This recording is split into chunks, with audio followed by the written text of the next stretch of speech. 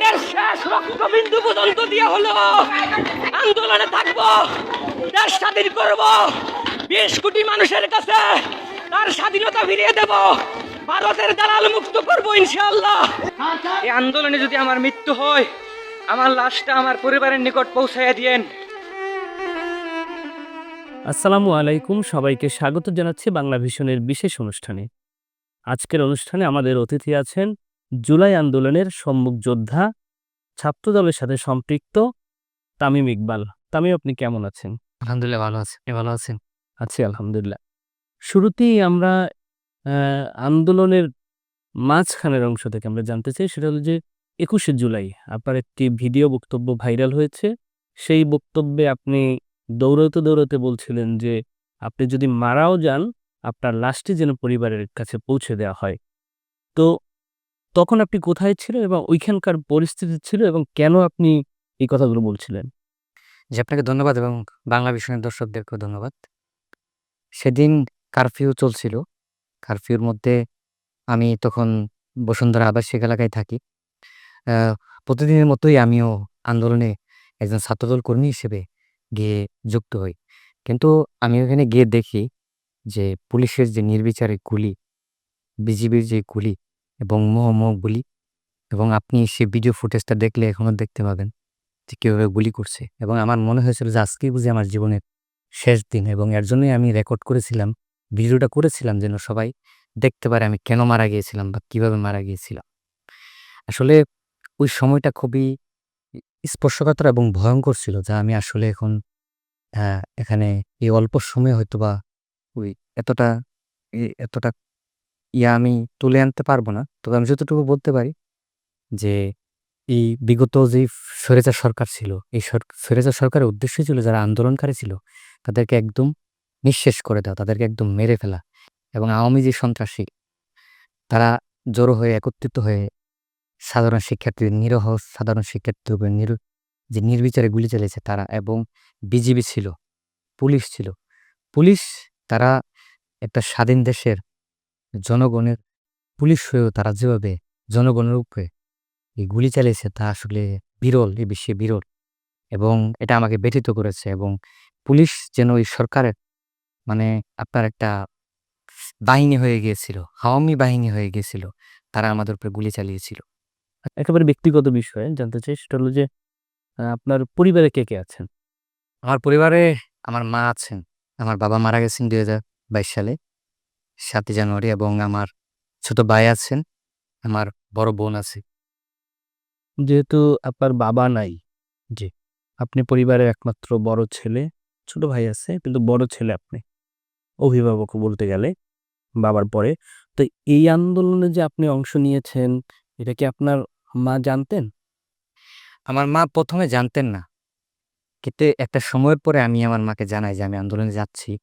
কারণ যদি এমন হয় যে আমি আন্দোলনের রাজপথে আমার মৃত্যু হয় বা হতেও পারত, তো সে কারণে আমি জানাই। কিন্তু আমার মা আপত্তি জানান। আমার মা, আমার বোন আমাকে বারবার ফোন করে আমাকে নিষেধ করেন। কিন্তু দেশের সে সময়কার যে পরিস্থিতি ছিল, আমার সহযোদ্ধারা যেভাবে গুলিবিদ্ধ হচ্ছিল, রক্ত কত গরম হতে পারে, রক্ত কত লাল হতে পারে, সেটা আমি সেই আন্দোলনে উপলব্ধি করেছি। এবং আমি সে আন্দোলন থেকে পিছু হটা বা ফিরে আসা সে সুযোগটা ছিল না। এবং আমার মনে হয়েছিল প্রয়োজনে আমি একজন আবু সাঈদ হব, আমি একজন ওয়াসিম হব। আমি আন্দোলন করেছি পরিবারের বাধা সত্ত্বেও। তো আপনি এই আন্দোলনটা কেন অংশ নিলেন এবং কাদের মাধ্যমে আপনি উদ্বুদ্ধ হলেন? জি, প্রথমত এই আন্দোলনে আমি একজন ছাত্রদল কর্মী হিসেবে আমাদের এই বসুন্ধরা আবাসিক এলাকায় যিনি এই নেতৃত্ব দিচ্ছিলেন ছাত্রদলের পক্ষ থেকে, ইনি হচ্ছেন কেন্দ্রীয় ছাত্রদলের যুগ্ম সাধারণ সম্পাদক আশরাফুল ইসলাম রবিন।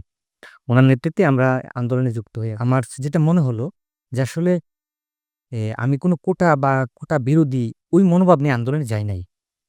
কারণ যেখানে আমরা ছাত্রদল কর্মী, সেখানে তো এই আওয়ামী সরকার ছাত্রদল, যুবদল বা বিএনপির কোনো কর্মীকে চাকরি দিচ্ছে না। তো সেক্ষেত্রে আমার কোটা থাকা না থাকা আমার কোনো মুখ্য বিষয় ছিল না। কিন্তু আমার যেই ইয়াটা ছিল, আমাদের ছাত্রদল বিএনপি যেটা ইয়ে ছিল যে সরকারের পতন, এই সরকারের পতন নিশ্চিত করা, তার জন্যই আসলে আন্দোলনে যাওয়া। কাদের সাথে এই আন্দোলনের সময় কথা হয়েছে? হ্যাঁ, কারা আপনাকে উদ্বুদ্ধ তারপরে করেছেন? কাদের তারপরে ডাকে আসলে? হ্যাঁ, তারপরে হচ্ছে আপনার বিশেষ করে আমাদের নেতা ইঞ্জিনিয়ার ইশরাক হোসেন ভাই তখন আমাদেরকে বিভিন্ন পরামর্শ এবং দিক নির্দেশনা দিয়েছিলেন, যা আন্দোলনের দিক পরিবর্তন করেছিল, বাক পরিবর্তন করে দিয়েছিল।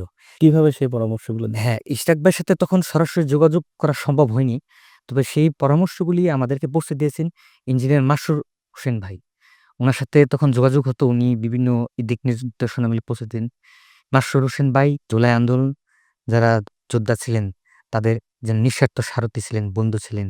উনি আমাদেরকে এই পরামর্শগুলি দিয়েছেন। যার ফলেই কিন্তু আমরা আসলে এই আন্দোলনটা করেছি, আমরা অনুপ্রাণিত হয়েছি, আমরা রাজপথে থেকেছি। ২১ জুলাই আপনি ভিডিও ভাইরাল হলো আপনার। এরপরে ২২ জুলাই, ২৩ জুলাই এরকম করতে, করতে আপনার ৫ই আগস্ট হলো। ৫ই আগস্টে আপনারা ওখানে আন্দোলন করছিলেন। তো ওই দিনকার সকালের পরিস্থিতি ওখানে কি ছিল? ১৮ তারিখ ইন্টারনেট বন্ধ করে দেওয়া হয়। ইন্টারনেট বন্ধ করে দেওয়ার পর অনেকের সাথে যোগাযোগ হচ্ছিল না। আমরা অনেকটাই আসলে চিন্তায় পড়ে যাই যে আসলে আন্দোলনটা আসলে কি হবে?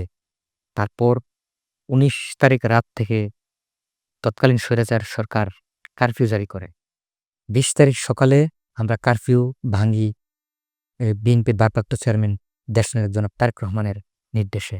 আমরা কারফিউ ভাঙি এবং আমরা বুক চিতিয়ে দেই এই স্বৈরাচার সরকারের যে পুলিশ ছিল, যে রাষ্ট্রযন্ত্র ছিল, যারা ছিল।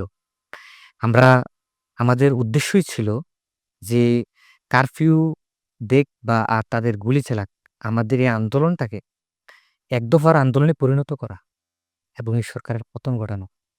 তারপরে আপনার যে ৫ই আগস্টের যে সকাল, আমি আ প্রতিদিনের মতো করেই ৫ই আগস্টের সকালে ১ম এ আপনার বসুন্ধরা আবাসিক এলাকায় গ্রামীণ ফোন অফিসের সামনে যাই এবং আমাদের আরো নেতাকর্মীরা আমরা জড়ো হওয়ার পর দেখি যে আসলে নর্থ সাউথ বিশ্ববিদ্যালয়ের যে শিক্ষার্থীরা ছিল, তাদের উপরে পুলিশের নির্বিচারে গুলি, যে গণহত্যা তারা চালাচ্ছিল।